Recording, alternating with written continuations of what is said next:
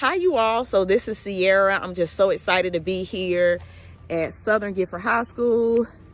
That's Mom in the back. This is Mom. Hello. She has always been able to come with me to these presentations. So this is amazing. This is my third presentation. Of course, the first two presentations I was able to I did at A&T, North Carolina A&T State University, which is both of our alma mater.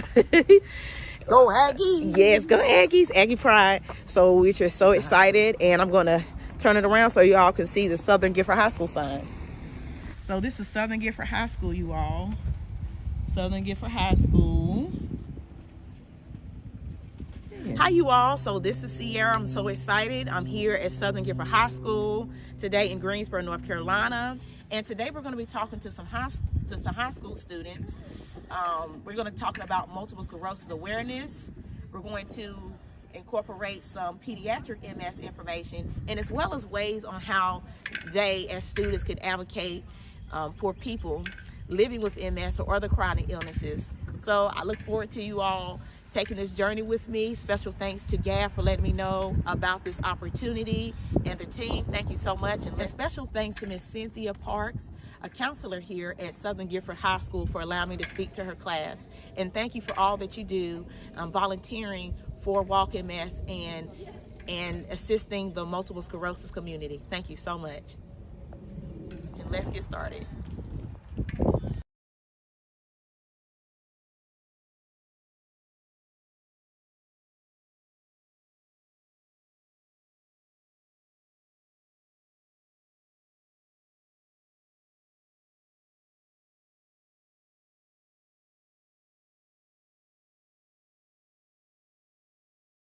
I really appreciate Ms. Parks inviting me today to speak with you all. This month is Multiple Sclerosis Awareness Month, and I'm very active in the multiple sclerosis community, and I would love to share with you all some things that we have coming up, some walks. So I would like to share with you all some special ladies. They work within the National Multiple Sclerosis Society. To my right here is Ms. Gav Toe, and she is the manager of MS Ambassadors. Ms. Lisa Goldfarb, she's the Chief People and Community Engagement Officer. And Ms. Tammy Caesar, she's the Chief Operating Officer. Are you all participating, or are you all volunteering in Walk MS Triad? Some of them are, okay. Some are not. Are you gonna do the zoo walk this year or no? No, ma'am, not this year. Okay, so we've done Tour of Tanglewood, we've done, yes. we've had a rest stop there before, and we do the one at Triad Park. So, oh, wonderful. So I don't know if any of you are signed up for it, but we definitely have kids going. We're gonna be there on Saturday. That sounds so great. Okay, so what we're gonna be talking about today is engaging in the community. So you all being students, just because you all are young doesn't mean that you can't engage in your community and advocate for people, okay? Now, our talking points today, we're going to be talking about who am I, and what is multiple sclerosis, what is pediatric multiple sclerosis, Americans with Disability Act. We're going to be defining what an invisible disability is. Then I'm going to be educating you all and bringing awareness to the unique challenges that people living with an invisible disability face. We're going to be identifying some actions students can take, you all can take, to advocate for people living with MS and other chronic illnesses, quality of life, well-being. And I'm going to talk about the importance of engaging and volunteering in the community. Is anybody familiar with multiple sclerosis? No? Okay. Who was left? Oh, they weren't here last year. Last year we did we had our nurse come down. Yes. Did like some years she made us walk with stuff in our shoes that hurt, and she told us all about it. But y'all weren't in it last year, so okay. They don't know. Well, you all will learn today. So what I'm going to do, I'm going to show you all a video from the National Multiple Sclerosis Society that will educate you on what MS is.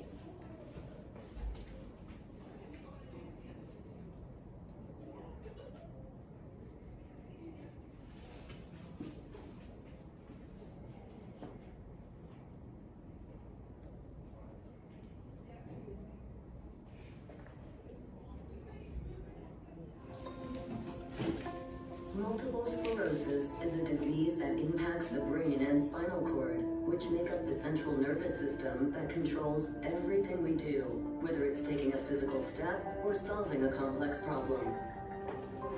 The exact cause of MS is unknown, but we do know that something triggers the immune system to attack the brain and spinal cord.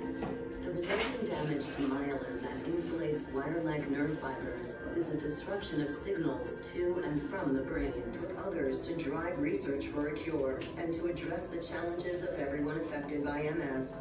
Visit nationalmssociety.org or call 1-800-344-4867. Okay, you all, so that was a really good explanation of multiple sclerosis. Very good visual. Now, I would like to talk more about it. Can you all see that? Okay. Now, multiple sclerosis, it impacts the central nervous system. And the central nervous system is your brain, your spinal cord, and your optic nerve, which are your eyes. And for unknown reasons, the immune system attacks the central nervous system, resulting in the myelin sheath, which is the protective coating over the nerve, to be exposed. And when that happens, it interrupts the communication between to and from the brain. And multiple symptoms can happen, you all. A person can experience weakness, numbness, pain, memory problems, fatigue, blindness, bladder dysfunction, and more symptoms.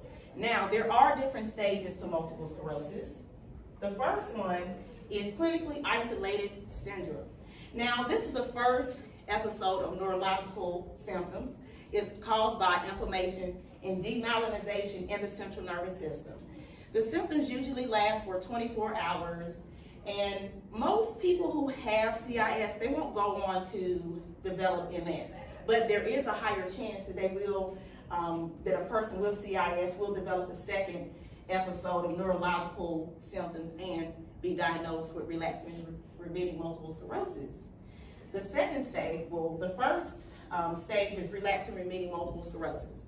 And with this stage, it's very common. 85% of people are initially diagnosed with this type of MS.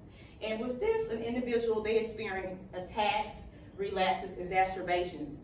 And there are several periods of partial or complete recovery. In the remission period, all symptoms will disappear. So somebody will say, hey, you know, oof, my arm is numb here, or something is going on with my walking. In the remission phase, they don't feel their arm being as numb. It's not as many issues with they don't have as many issues with their legs and so forth. So secondary progressive MS, this follows the initial period of relapsing remitting stage course. And this is when the neurological functions, they worsen. You may see somebody walking with a cane, they may be in a wheelchair. And the primary progressive is when the neurological functions worsen and disability occurs.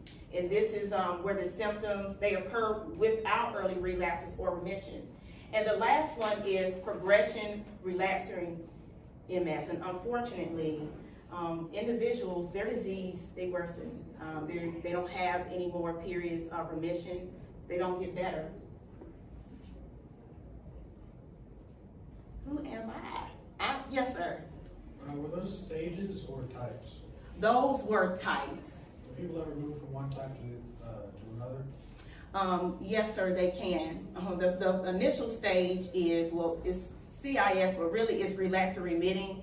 And it really depends on an individual. Somebody, they can live with relapsing remitting multiple sclerosis for years and eventually progresses, but it just depends on if they're on like any disease modifying, therapies or anything like that. But it just depends, and I'll get more into that in a little bit.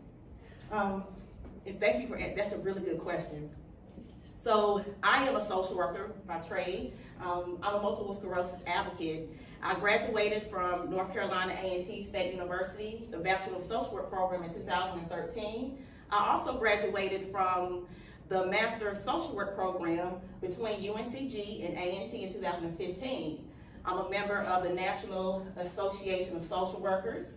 I am a licensed clinical social worker associate, and a life event inspired me to change my focus to chronic illness advocacy.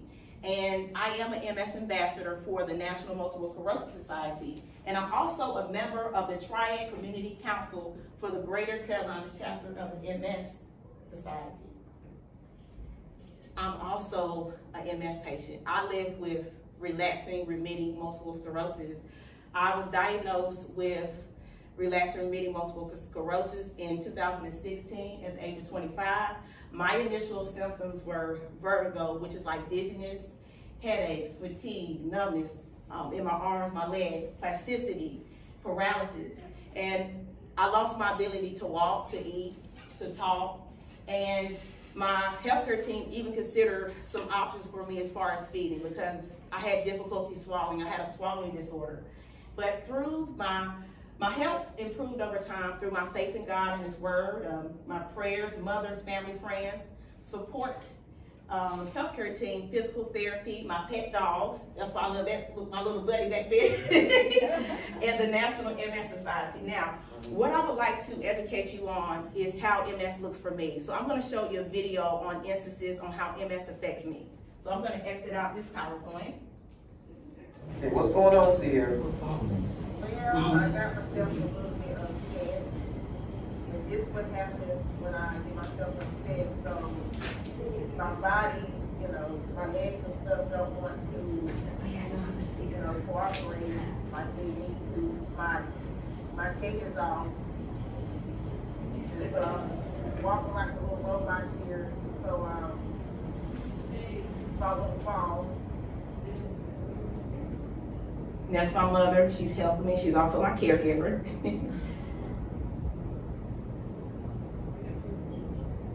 This scene, it was really hard for me to sit down. I was getting so stiff, so she had to kind of force me down. And I also had issues with following you all. It's not an issue. It was in a lot of pain.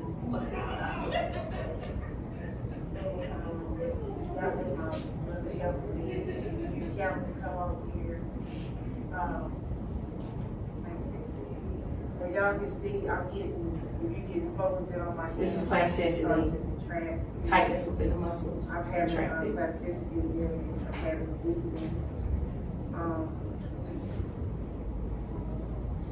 And move up a little bit, Does that mean you can't move? but. Oh, yes, ma'am. Muscle weakness, stiffness. I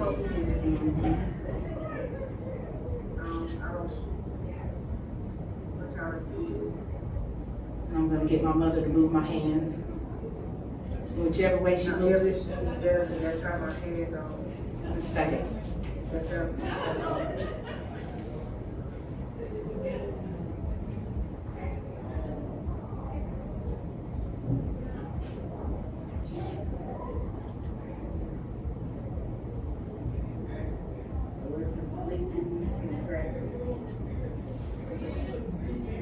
This is my right hand, this is my left hand. I'm not dying. You know, I'm not dying, it's just, it's a part of the disease process. And, you know, I'm still believing in my healing and stuff like that. And, you know, just because incidents like this happen, doesn't mean that, you know, I don't believe in God or God didn't say I was healed. It just means that I need to take heed to what God was telling me and reduce my stress. Not let, you know, things get to me, you know, or people or anybody, just go on with my life. This may last because I've been on, my treatment's been working really well. This may last for maybe 20, 30 minutes, or may last hours, just depends. I got very upset. Last night, what was the day? What was the day? I was at Target y'all when this happened to me, facial spasms. And basically, to make a long story short, what was going on with me was I had a spasm to come on the right side of my head. And I'm just like, okay, I'm used to having those, whatever, let me lay down. And to make a long story short, I got, my shoulder had contracted all the way to here. My hand was like that. Now, my hand was like this yesterday. And to make a long story short, I'm in Target. Today is the 25th with my family, picking up something for my cousin. What time is it? It's 8:30. It's 8:33. That's my I would say sister. about 5 minutes ago, I told my family, I'm like, I need to go to the car because I had this same pain on the right side of my head. All of a sudden, maybe like 3 minutes had passed, and now my eyes twitching by itself, my face is twitching, but the right side of my head is hurting. This was another situation. I am very cold sensitive, so I was out Christmas shopping with my family, and I got really cold. And so what happens is my legs get really stiff. I have plasticity in them, and I walk. I have an unsteady gait, unsteady balance. Cold sensitive. I just want to show you, I'm gonna y'all see how it is. My biggest cold is my right leg, y'all. My right leg was stiff. I want y'all to see my feet and my legs. You can go out there and see my foot.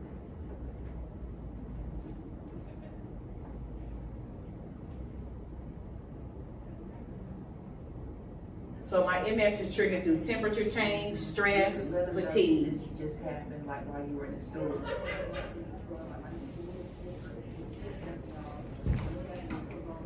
So my mom is helping me walk. I was really embarrassed, you all. Humiliated. Yeah, I was really humiliated. I was trying to hurry up and get out of there as soon as I could. And I guess the humiliation comes from if you have an invisible disability and all of a sudden you have those symptoms. I don't want people to think that I'm drunk or I have something else going on with me. So that's where it comes from. Is there any warning, or you're there and boom, you're like, Yes, ma'am. I'm there and boom, no warning. The only warning I get, I feel like a little tingling in my body, and I'm like something's about to happen, and then it happens.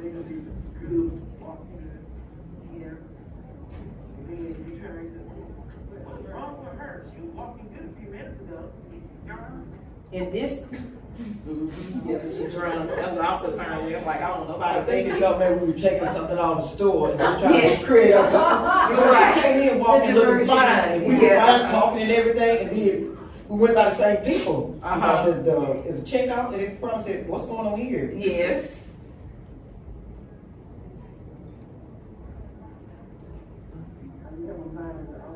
Yep. Like the body parts have a mind of their own. Mm-hmm.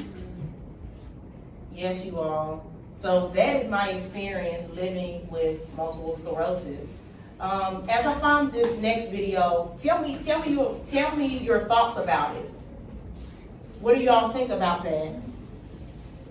I think it's kind of interesting. It can be triggered by environmental conditions. Mm-hmm. That's good. and so I didn't know all that stuff either, and just the fact that if, like, you have to keep yourself calm, oh my Yes. gosh, like, I lose my mind sometimes, you have to really do some self-regulating to make yourself stay okay. Absolutely, and you're so right, Ms. Parks. Oh, initially I had an issue with coping with my multiple sclerosis. I would say I went through a period of like depression and anxiety because I'm like, I don't know when this is gonna happen. I'm afraid, I feel isolated, I felt alone, I felt like nobody really understood. And really it took me 3 years to even engage in the MS community. And I did that through the support of my mother and of course my neurologist. And when that happened, I just got to a point, I'm like, this is something I'm gonna have to learn to live with and manage. So thank God I've been able to manage it well. Thank Well, you you so look much. great, Thank like, you would you. never Thank you, know, Parks. you would never know, yeah. She Thank have y'all. moments though. I know. That she Yeah, gets just like yeah. that. That she gets just like that. So I would like to show you all a video and you let me know what you all think.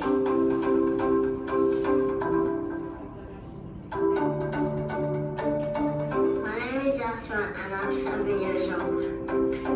Hi, my name's Doug. I play center for my high school team. I'm Hannah. I play with my dog. I listen to music. I enjoy photography and I like taking pictures of everything around me. My name is Peter. This is Haru. I live right here, right in the corner. I like playing basketball and I live a great life.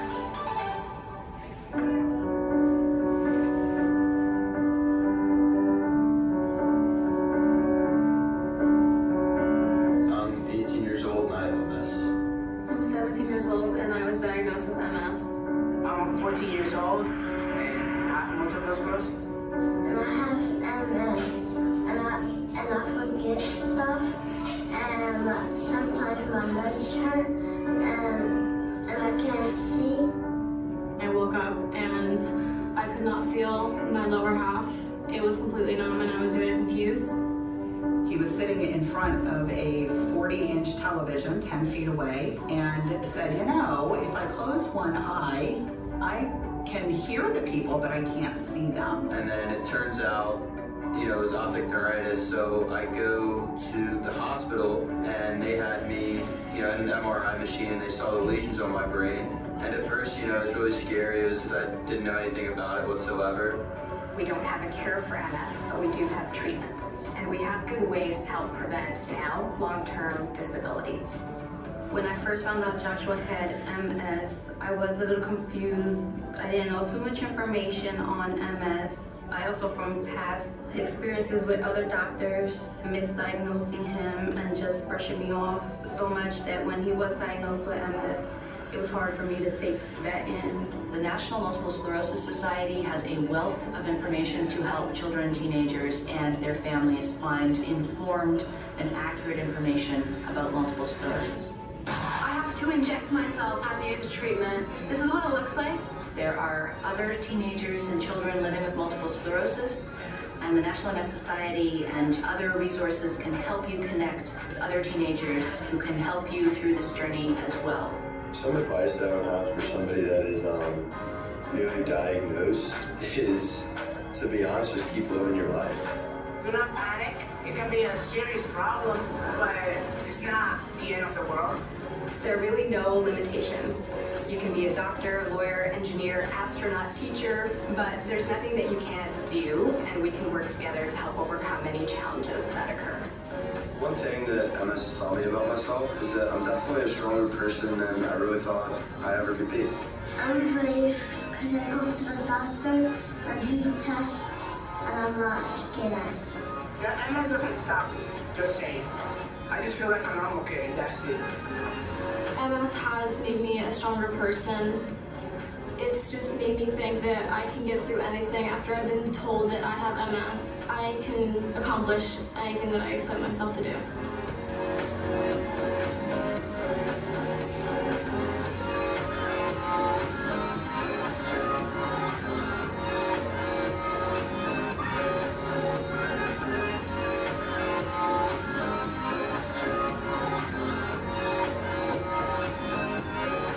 So give me your thoughts on children and teenagers being diagnosed with MS. These are your peers that can be diagnosed with MS. Any thoughts? Where's the food? Seriously. If someone's colon is clogged and they have constipation and it's been 2 to 3 days. Wow. You know, you all, I did a presentation last week and the same commercial came up, so, oh my goodness. And I said, why did they have to play that during the presentation? Oh my God. So with MS, it occurs, well, when you think about pediatric MS, it's people who are under the age of 18 years old. And less than 5,000 children and teenagers live with MS, and less than 10,000 worldwide. And children and teenagers, they do have similar symptoms of MS, the same symptoms that adults may experience, but they have more relapses.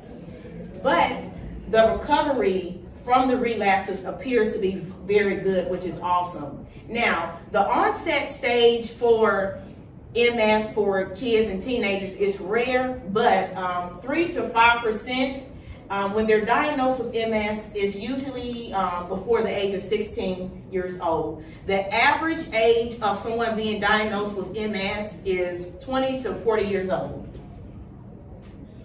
And there are several ways, yes sir.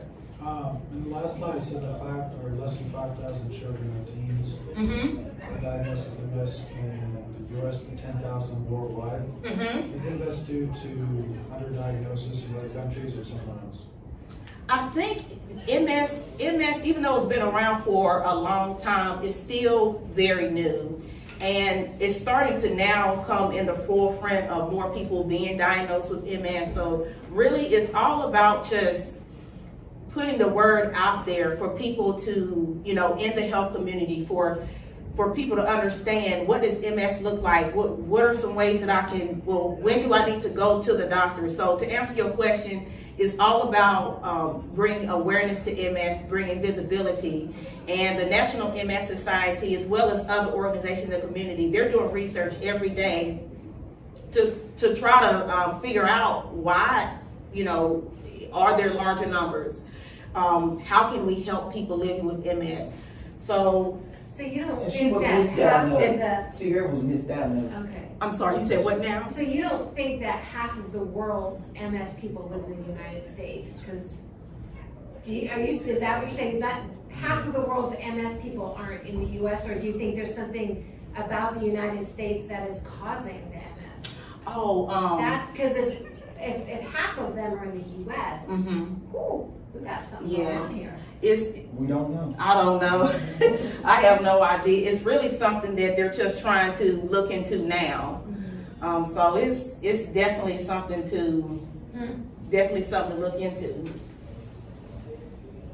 And I was misdiagnosed, to answer your question, because I came in with weakness, numbness, and I was kind of dismissed, like, oh, you know, it's just stress, and I was falling. Oh, maybe it's in your head. And it wasn't in my head. And typically when people think about MS, they may think it as like a middle-aged white woman's disease, but it's not anymore. We're starting to see an increase in African-American women having more aggressive forms of MS, you know, children, teenagers being diagnosed with it. So that's why it's important to bring visibility and awareness in the community and to educate people what it looks like. And, you know, and I will say that the statistics change every day. So I'm pretty sure that something else will be said the next day about MS, because there's so much research being in.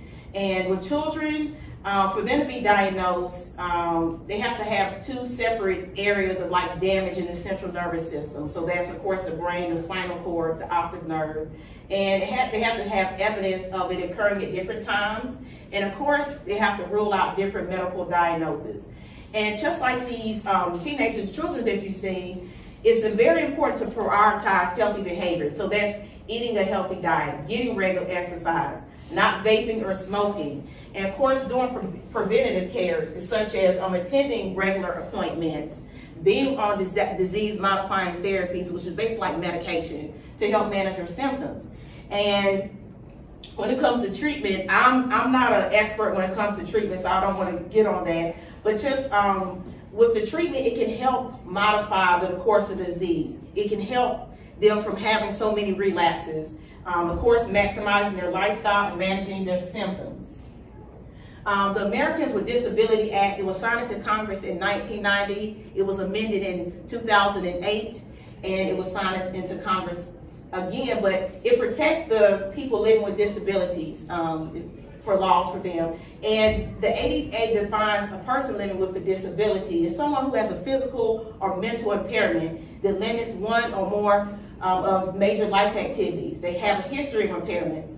Also, a person with a disability, they can be considered having a disability if they're having difficulty with seeing, with hearing, with talking, with walking, with lifting things, and doing other roles such as working a job, helping their children with homework, and so forth. Invisible disability. I'm a witness. I have an invisible disability, and so do those children and teenagers that you all seen. Now, looking at me, you could never tell, but invisible disability is a physical, mental, or neurological condition that is not, you know, it's not obvious by someone's appearance, but it can affect someone's senses, activities, physical and mental. I don't know how much time I have. We 3:40, so we have about six minutes.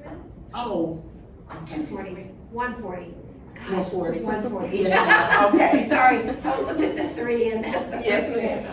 I'll make this quick. The Invisible Disability Associate defines symptoms as living with invisible disability as debilitating pain, dizziness, fatigue, cognitive dysfunction, brain injuries, vision and hearing impairments, mental health disorders, learning differences. Now, when you think about somebody who lives with an invisible disability, you all can see, of course, I was in the store and I was quite embarrassed because I came in there walking in there normally, and I came out walking like this. And so there is some type of, stereotype, and it really affected my image and self-esteem, how I seen myself. And if you think about kids, children and teenagers, for the most part, you're thinking, you're healthy, you can fight off this illness, you can fight off this infection, and that's not always the case. All right, this is Maslow's hierarchy of needs. So with this is a pyramid, you all. And I just want to focus on the physiological and the safety and security needs. So of course, a person, you think about what do they need basic? The physiological needs, breathing, water, food, shelter, sleep. Well, if somebody has a chronic illness, that can be their medication, their healthcare team, to help them get to a point where they can manage their health, where they can work a job, where they can take care of their family like they desire to. The common misconceptions of someone living with an invisible disability. Are you all familiar with any of these terms?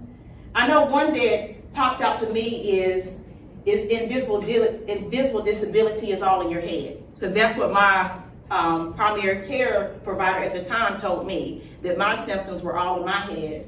And also something like staying at home all day is a dream lifestyle. And it's not necessarily a dream lifestyle, because because you have those periods of social isolation, and so you're kind of withdrawn from your social group, your family, and you may want to take care of your family, but you're not able to. So you have that depression, you have that anxiety that may come in. COVID taught us that. Yes. We stayed at home for 2 years. Yes, yes, that ma'am. Wasn't fun. That wasn't fun at all. And the snowflake disease. I have some snowflakes, but you all know the snowflakes are different sizes, and it is a term that's used to describe an individual's, somebody's symptoms are not the same, right? So even though I have multiple sclerosis, as you all can see, my multiple sclerosis is triggered through temperature change. Well, my symptoms are triggered through temperature change, stress, and fatigue. I've never had a lot of issues with my eyes, but I did have a lot of inflammation. But I know some people with MS, they have went partially blind. Some people with MS, they're walking with a cane. Kind of what you was saying in the beginning. Yeah, I need to wrap it up. So I'm gonna skip back. So this is what you can do. You say, what can I do as a student to advocate for somebody's quality and well-being? Well, you do want to normalize the behavior. Somebody is living with a chronic illness or condition, they are going to have those moments of sadness. So just telling them that they understand, taking time to learn about the illness. Also being that supportive friend, just to listen and see what resources you can do to help them. And you say, what can I do to advocate for myself or someone? Well, you can volunteer in the community. There's an event coming up in the next few weeks. It's Walking Mass Triad. And this event benefits people who live with multiple sclerosis. And you can share your story, you can share their story, you can share key resources. And lastly, I did write a book last year, and it was about my multiple sclerosis journey, but I'm going to end it with this. I'm a dancer, I'm a dog lover, so that dog, he's going to get some rubs today before I leave. I'm a small business owner, I'm a community advocate, and I'm a community advocate for the National Multiple Sclerosis Society, and I love what I'm doing. I hope you all have a wonderful day. Let's see, I hope this will play. I don't know if we have enough time for you all to see it, but I do want to show you. This country has many stories to tell. Get involved in your community. This our journey all began right under the sun tree. You know how some things in life just... This is my book trailer, and I edited myself. Multiple sclerosis took me on a journey of deep reflection. You're welcome. Thank you. I really appreciate it. Oh,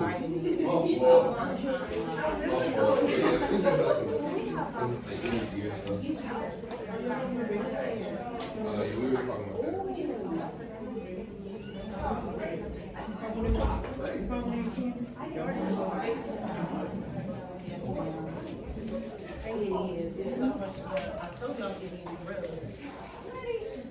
But yes, man, it's so much to learn about MS, and I'm still learning every day.